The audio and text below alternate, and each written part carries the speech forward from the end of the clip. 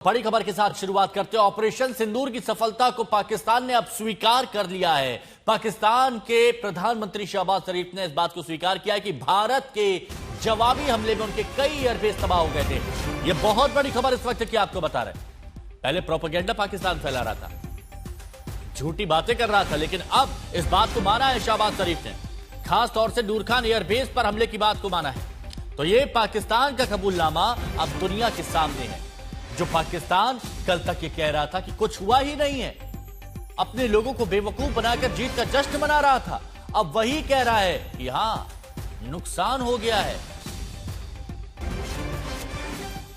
Operation सिंदूर में करारी हार के बाद अब पाकिस्तान में चर्चा चल रही है कि 18 मई के बाद आखिर होगा क्या। पाकिस्तान में यह हलचल मची है कि भारत बार बार क्यों सीज फायर के बावजूद कह रहा है कि ऑपरेशन सिंदूर अभी जारी है, क्योंकि पाकिस्तान को लग रहा है कि भारत अब भी उनके आतंकी ठिकानों पर फिर से हमला कर सकता है। क्या भारत को पहले से अंदाजा है कि पाकिस्तान ऑपरेशन सिंदूर की हार के बाद कुछ कर सकता है?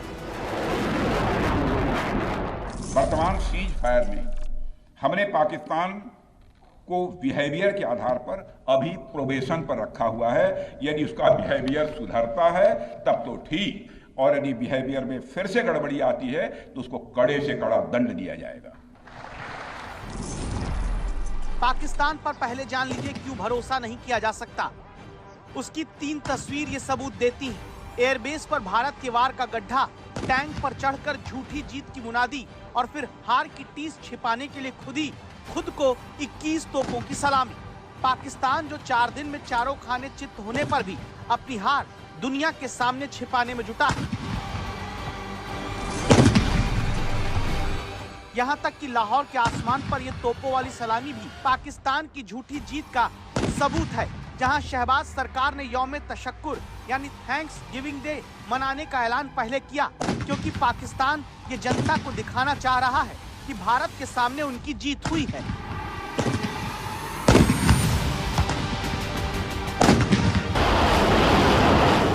पाकिस्तान को सीज फायर के बाद अंदाजा हो चुका है कि भारत अभी रुकने वाला नहीं।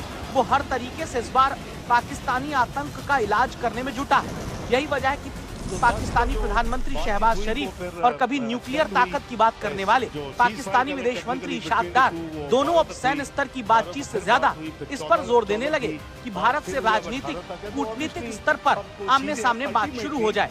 कंपोजिट डायलॉग के बहाने असल में पाकिस्तान खुद को बचाना चाहता है, क्योंकि भारत बार बार कह रहा है कि ऑपरेशन सिंदूर अभी खत्म नहीं हुआ। भारत कह चुका है कि पाकिस्तानी न्यूक्लियर हथियार पर IAEA की निगरानी हो, क्योंकि सिंधु समझौता निलंबित होने से पाकिस्तान में शहबाज सरकार पर दबाव बढ़ने लगा है। और पाकिस्तान को भारत ने यह भी साफ कर दिया है कि बात होगी तो सिर्फ आतंकवाद और POK पर।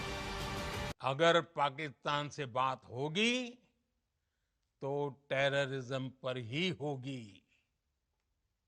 अगर पाकिस्तान से बात होगी तो पाक ऑक्युपाइड कश्मीर POK उस पर ही होगी। इसीलिए पाकिस्तान में ये डर है कि इस बार भारत फिर कहीं आतंक के अड्डों पर वार न कर दे, और तब जिस मुल्क के सैन्य अड्डों की कमर भारत की मिसाइल से पहले ही टूटी हुई है, वो करेगा क्या?